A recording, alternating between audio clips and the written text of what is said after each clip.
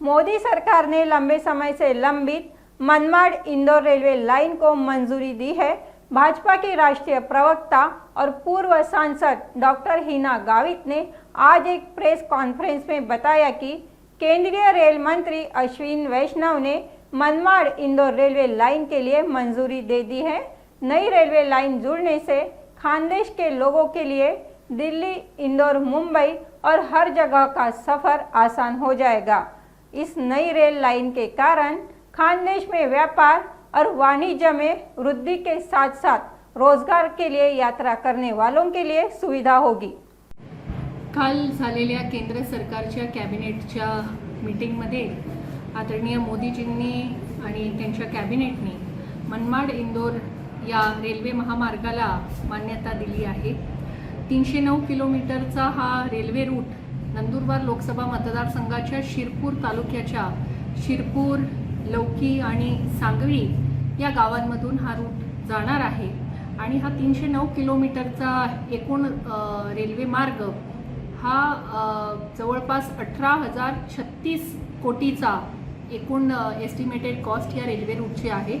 याला मान्यता काल कॅबिनेटने दिलेली आहे आणि आपल्या खास करून शिरपूरकरांसाठी ही एक अत्यंत आनंदाची बाब आहे की आता दिल्लीकडे जाण्यासाठी डायरेक्ट आपल्याला हा रेल्वे रूट झालेला आहे। मनमाडकडून आपण मुंबईकडे देखील या रूटवरून जाऊ शकतात। त्यामुळे मुंबई दिल्लीचं जे अंतर जे आता गुजरात, बडोदा मार्गाने जे जात होतो तर ते जवळपास 200 ते 250 किलोमीटरनी कमी होणार आहे। पॅसेंजर ट्रेन सोबतच माल वाहतुकीसाठी देखील हा रूट हा अत्यंत महत्त्वाचा ठरेल आणि धार्मिकदृष्ट्या देखील आता नाशिक जिल्ह्यामध्ये त्र्यंबकेश्वर हे जे तीर्थस्थान आहे या ठिकाणी दर्शन घेतल्यानंतर भाविक हे या रेल्वे लाईनीने पुढे महाकालेश्वर ज्योतिर्लिंग या ठिकाणी देखील जाऊन दर्शन घेऊ शकतात। त्यामुळे एकंदरच गुड्स ट्रान्सपोर्ट असेल किंवा पॅसेंजर ट्रान्सपोर्ट असेल या आणि त्यासोबतच जे भाविक आहे त्यांना रिलिजियस पिलग्रिमसाठी देखील एक अत्यंत चांगला हा रेल्वे रूट या येणाऱ्या पुढच्या काळात होईल आणि प्रामुख्यानं आदिवासी भागांमधून ही रेल्वे लाईन जाणार आहे। मग ते नाशिक जिल्ह्याचं आदिवासी क्षेत्र असेल किंवा मग धुळे जिल्ह्याचं शिरपूर तालुका असेल